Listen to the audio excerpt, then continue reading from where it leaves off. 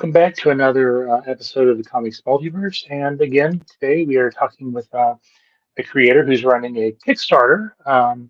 The Kickstarter is Smut. It's a not safe for work slice of life comedy by Wells Thompson. So I'll quit talking. I'll bring him in and we'll find out about him and the project. So, Hello, hello. how's it going? It's good. Thanks for having me, Chad. It's a fine morning. Thanks for taking the time to chat. And I know that you're in your last couple less than a week to go on the project. But so I'm sure you're, even though looks like it's you're doing well. I'm sure you're still kind of watching it on a regular basis. There's always the nervousness of oh, how's it gonna perform in the last week, and everything always feels like it's slowing to a crawl, even when you're doing particularly well, which we're lucky enough this campaign is doing pretty well. We've already hit a stretch goal. I definitely think we're capable of hitting one or two more before the end. So. All right, well, we'll get back to the Kickstarter here in a second, but right now I want to find out more about you, both your personal journey as a comic book reader and a creator. Absolutely. So I started reading comics kind of later than what I gather most creators do. I didn't really grow up on Marvel and DC. The first books I read were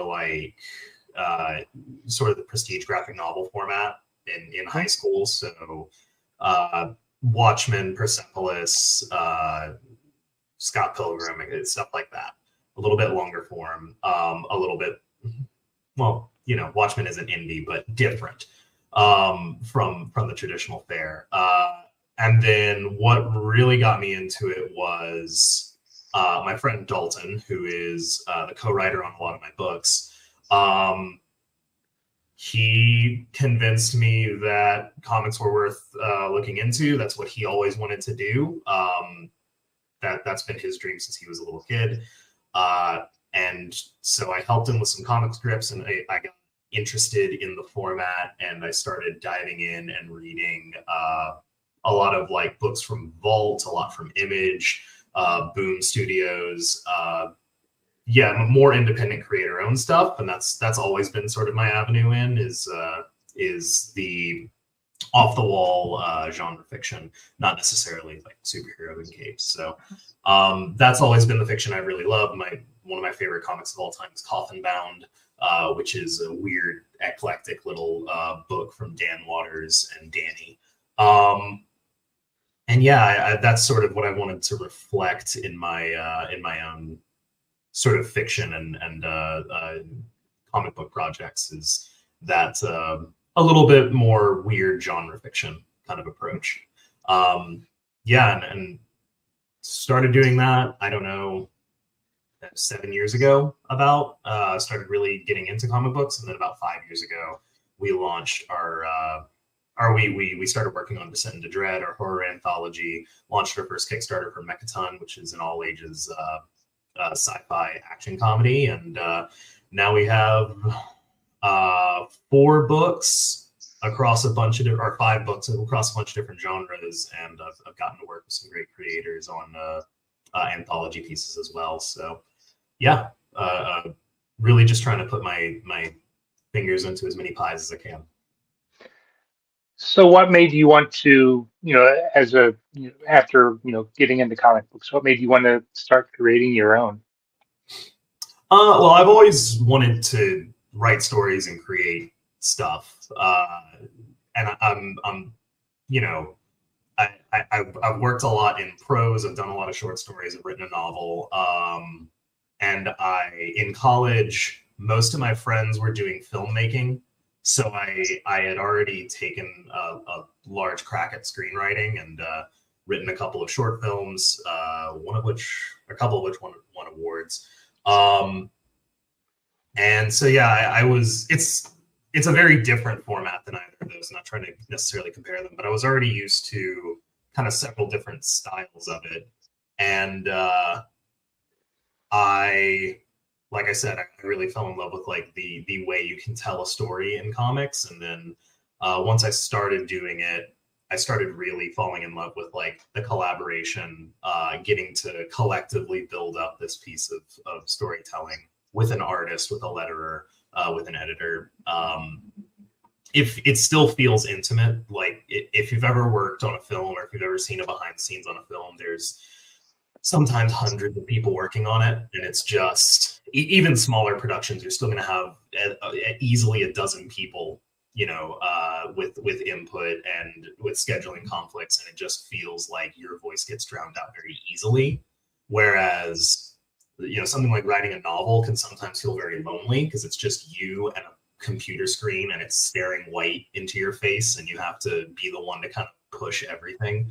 So comics is a great middle ground of every, you know, it feels very intimate. Your voice is still very strong, but you're also bringing it up with a group of like-minded creators, and there's that sense of camaraderie in it that I really love. So let's get right into your current campaign. Tell us about Smut. Absolutely. Yeah, no, it's a fine day for smut peddling. Smut is a slice of life comedic erotica about three women who are friends who are trying to kind of sort out their really messy love lives. This first one, issue one, follows Dakota, who is a semi-professional personal trainer. And she's going on a first date, has some really bad first date jitters, wants to try and prove something to herself by showing some restraint, putting a hard limit on, like, I'm not going to sleep with this guy at the end of this date. And it turns out that she really likes him and she wants to. And so the story becomes kind of about, where do you draw that line? When is it okay to bend your own rules? And yeah, it's just a really charming and fun kind of slice of life adventure that happens to go some places. So what was the inspiration for the? I guess it's going. It looks like it's going to be a series. Yeah, so it's a 3-part miniseries. I didn't want to necessarily like drag it out forever or anything. I just kind of wanted to make my point and get out of the space. But I was inspired by books like Sunstone and Money Shot and Sex Criminals, and to shout out some more like close to home indie creators. Natasha Alterici put out a zine called Art Appreciation that I really loved.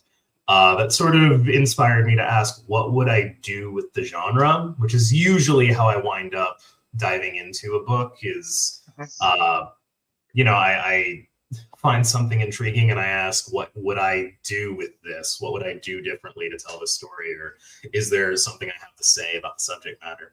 And I fully intended to write it as like a 10 to 20 page kind of one-off, put it in a drawer and never show it to anyone. But then once you hit about, you know, 74 pages, however long it is, it became apparent I had a lot to say about the subject and that I really wanted to share this. So yeah, it got high on the priority list after that. Ultimately, it was just me really wanting to talk about romance and relationships and communication in a very open way that we don't get to see too often in comics. I suppose the other part of that is I work in Kickstarter, and as you know, not safe for work is everywhere in Kickstarter. Yeah. So there were a lot of projects that I was seeing, some that I thought were really intriguing and subversive and used the format well, and others that I thought, you know, this is pretty transparently a crash grab. Not, you know, sometimes there's a place for that, but like a black bag experience as much as anyone else. But I really prefer, my favorite stories are when you use the media, or you use that like aesthetic to then grapple with the subject matter. So Money Shot being a really good example. That book is super salacious in a lot of ways. but it's also really sincere, and it's super focused on on building up the characters and building its world. And sex is just kind of the medium that it uses to move through that. Okay. So tell me a little bit about the rest of the creative team that you're working with on the book. Absolutely. So I'm co-writing this with my wife, Brianna, who is fantastic. She is a microbiologist in her day job. Doesn't do a whole lot of writing, but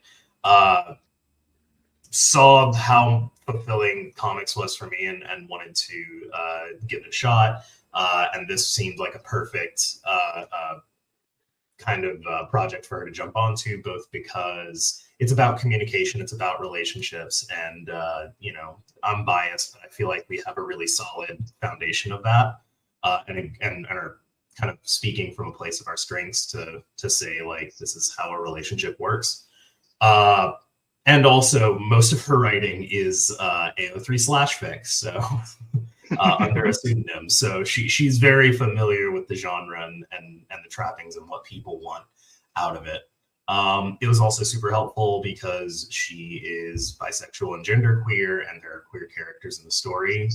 I'm always really careful when I'm portraying queer characters, because I myself am not queer, but I want to do good representation, and I don't want to misrepresent anything. So having the chance to actually have like a full-blown co-writer there to make sure that everything was kosher and that the characters were well representing what they meant to was really, really nice. Same goes for the editor, Krista Harada. Really fantastic.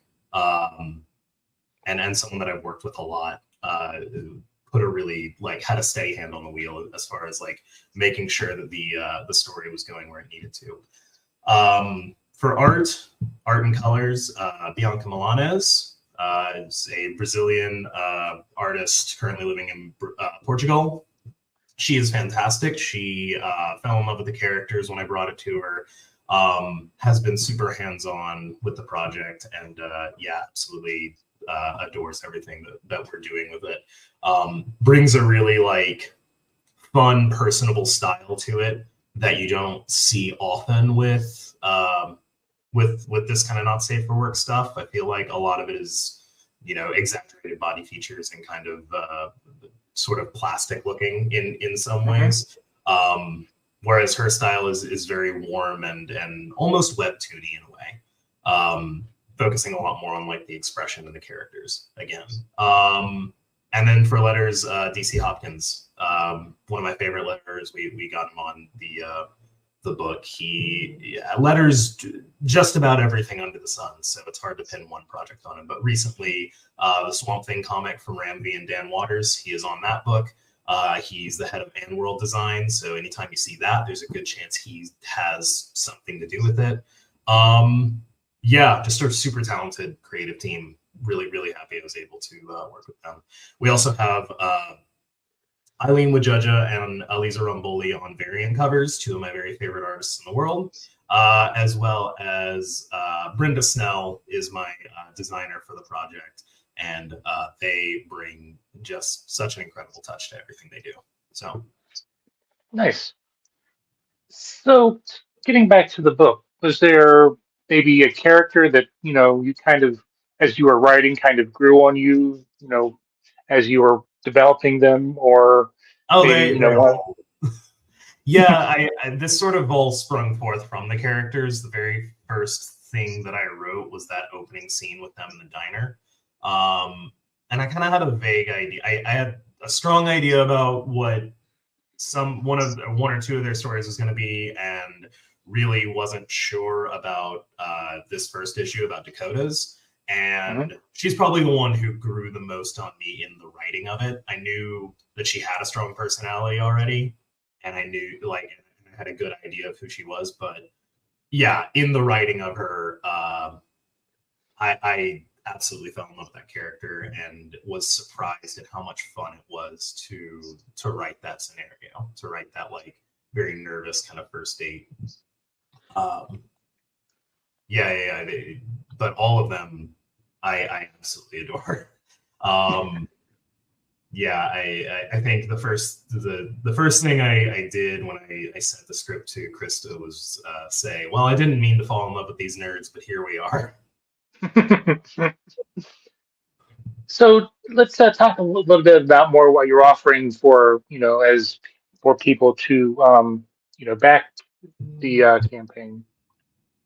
Absolutely. So we have your standard digital and physical release at pretty low entry points. It is a 32-page comic, so it's a little bit higher than your standard like 22-page issue. But not too much. I try and keep my prices as reasonable as possible. We do also have a digital indie bundle. So literally anyone for a single dollar, if you pledge, you get 7 issues for free because we hit our first stretch goal. It's up to 7 now. One of my favorite things that we brought to this is the starter kit. So you get a little bit of a discount when you get it based on all the items that are in there, but it's the physical issue 1, both of the stickers and the enamel pen, which is a little cactus that says, "I will be a better person for you." It's very cute. I'd recommend you check it out. Sort of a smaller scale version of the everything tier that we do, which is everything that we offer, including all the variants and everything, and prints and everything. Other than that, we have 3 the A cover and then 3 variant covers. One of which is a nude cover, which is Eliza Romboli, who draws Alice in Leatherland and a thing called Truth Drew. It is fantastic, and you definitely want it. And we also have an adopt-a-page tier. So if you like to own artwork, but are cursing the world of digital art, this is sort of our solution to that. We make a one-of-a-kind print of any page of your choice, as long as it's not selected by another person who adopted a page, and send that to you along with 2 copies of the book, a whole bunch of add-ons, and you get your name on the page in the book so that people can see that you adopted it. Oh, nice. It's a way of you like really taking ownership of the material and the book, and being proud that you supported it to the ground level. So what type of audience do you think would, be the target audience for, this series and the story that you're telling? I mean, I think anyone that really likes anyone that really likes character-driven work in general is going to like this a lot. If you're familiar with smut and erotica and not safe for work and want more of that, absolutely you're going to find it here. If you're a little bit weary of not safe for work, like curious about it, but find some of the trappings a little bit trite, this was sort of made to address that. So I think you'll enjoy it a lot as well. Yeah, if you're a romance fan, if you're a slice of life fan, if you really want to see sex handled in an interesting way. Again, I refer to like Sunstone and Money Shot and Sex Criminals. If you're a fan of any of those books, you will really, really like Smut. So kind of stepping back and looking at the, bigger picture for you as a creator, and this is not your first time doing Kickstarter. Is there anything that's maybe a little different this time, or lessons that you've learned from previous campaigns that you've applied to this one? Because I'm sure there's always something that you can do a little better. You learn something from every campaign. You try and do a little bit better every campaign. With this one, definitely trying out some different reward types and tiers helped a lot. This is our first fully not safe for work book. So learning how to navigate that has been a challenge, a really fun one, but a challenge nonetheless. And yeah, I feel like we've grown every time that we've done this and get a little bit better at it. So I'm hoping that trend continues into the foreseeable future. Have you noticed anything different about you get the trends of your backing support and stuff like that, or the way you're funding? A lot of people are really interested in this book for sure. but for some reason, mostly what we get is digital, more so than in our other campaigns, which is interesting. Definitely not a complaint, because digital means that I don't have to any printing or shipping costs, but it's a difference for sure. I think maybe people are wary of having a book on their shelves called Smut that is clearly smut. So I'm actually thinking about next campaign doing like a decoy cover to see if that addresses anything. Definitely not smut.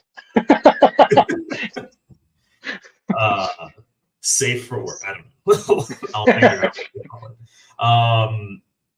Or make smut an acronym and then spell it out or something. Yeah. But no, I think that it's been a different experience, but it's been a really positive one so far. So I'm curious to see how we end up. The last week is always a really interesting one, and I look forward to applying what I've learned to issue number 2.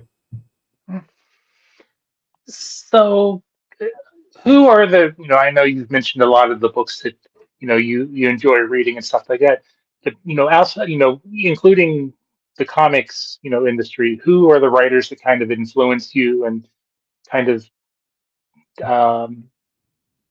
challenge you to, be a better writer? Oh, God, it feels like every 4 to 6 months, I read a book that makes me question like the entire foundation of what I'm doing as a writer. Brian Lee O'Malley absolutely was foundational with Scott Pilgrim, but also with Seconds, one of my favorite graphic novels of all time. That book really made me like sit back and go, oh, this is this is how you tell a story. Yeah. Recently, Kaylin Smith with For Goodness Sake and Plume, I think is one of the most talented visual storytellers of our generation. And I love those books and really made me reconsider what you can do with the page and what you can do with panels without dialogue, just purely with expression. Dan Waters, Ram V, obvious choices, but absolutely brilliant storytellers. And for in close and at home in the indie community, Jared Lujan is an absolutely fantastic creator that does so much for the community, but also just makes really good books. Recently read Dryfoot, thought that was fantastic. Grant Stoy, one of my favorite indie writers, kind of in the same vein. Side Quest is one of my favorite Kickstarter books of all time to this day. There's way too many to like really make sure that I've listed everyone, but I think that as long as you keep reading, you're always going to find something out there that you gravitate toward and go, oh, this is really cool. So having asked that question, if I were to strand you on a desert island and you could only take 5 books to read with you, what would they be? I will include complete series, just to be nice. Okay. I mean, Scott Pilgrim is a no-brainer. Like, that's obvious. Sunstone, I would probably do. That one, that book series just has so much and goes into such, like, interesting and different places. While still like maintaining the tension and romance element. Let's see. Plume, I think, is a great choice. It's a Western. It's a lot of fun. Again, extremely expressive characters. Trying to think of some good ones. Coffin Bound, one of my favorite books of all time. It's only 2 volumes, and if they don't make a third, I'll be sad, but also I'll totally get it. That book is super different and weird, and on paper, I see why some people don't like it, but I absolutely love everything about it. And then let's see, trying to make the most out of it. You know what? I'll do one traditional sort of comic and say All Star Superman. Okay. I think that is, yeah, one of the best superhero stories ever told. Frank Quitely's art is second to none, and yeah, at the end of the day, it's about hope and you know, really embodies what Superman is best at. So, and what superheroes are best at. So, yeah, I would absolutely take that one with me. Okay. So, are you currently reading anything that, you think people should definitely check out or anything like that? It could be Uh, comics, it could be, books. yeah, absolutely. Well, I'm thinking of the stuff that I've read really recently. All Against All by Alex Pagnadell and Casper Wingard was some like Dune level science fiction that I really enjoyed. And really wasn't expecting like I was expecting something fun. I wasn't expecting something that really made me think. Let's see. I just read the new, what is it? Creature from the Black Lagoon Lives. That is really good. Same with Dick Tracy, both of which I picked up out of curiosity, mostly because of the writings teams on both of them. And you know, I wasn't surprised that I enjoyed them, but I do think that they absolutely deliver.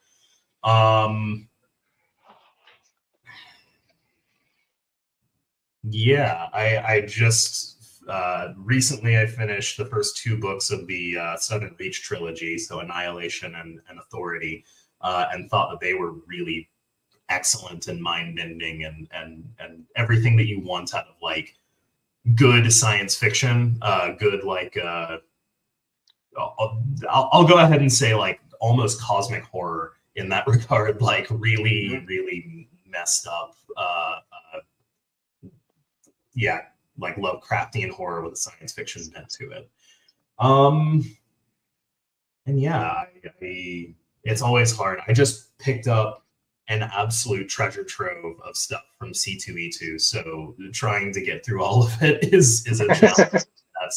That's sort of what I'm going to be doing for the next month, is just kind of consuming everything I can that I got out of that particular haul.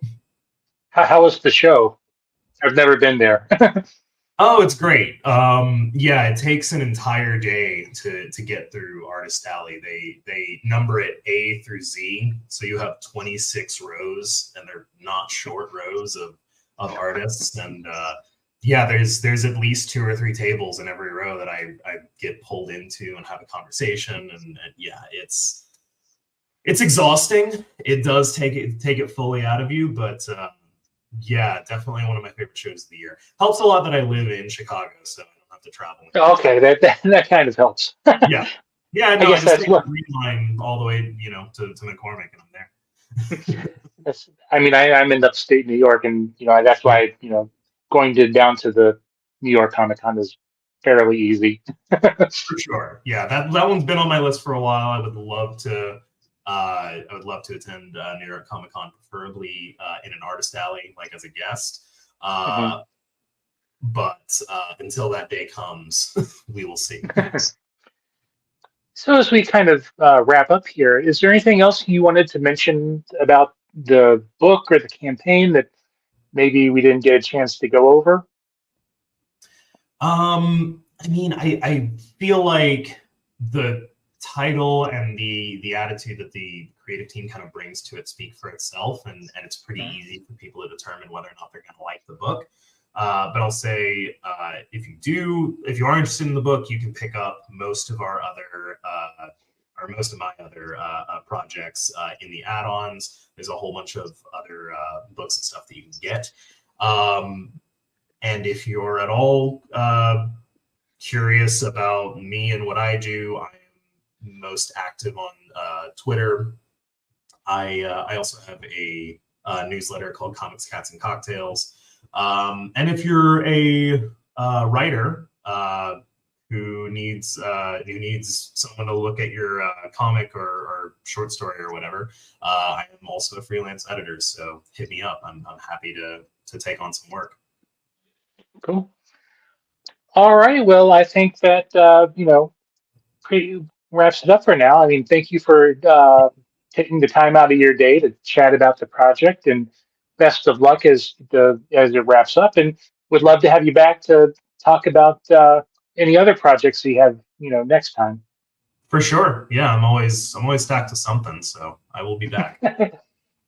All right, then we'll continue to follow the campaign over on Comic Watch's Crowdfunder Corner, and I'll put this interview up there too.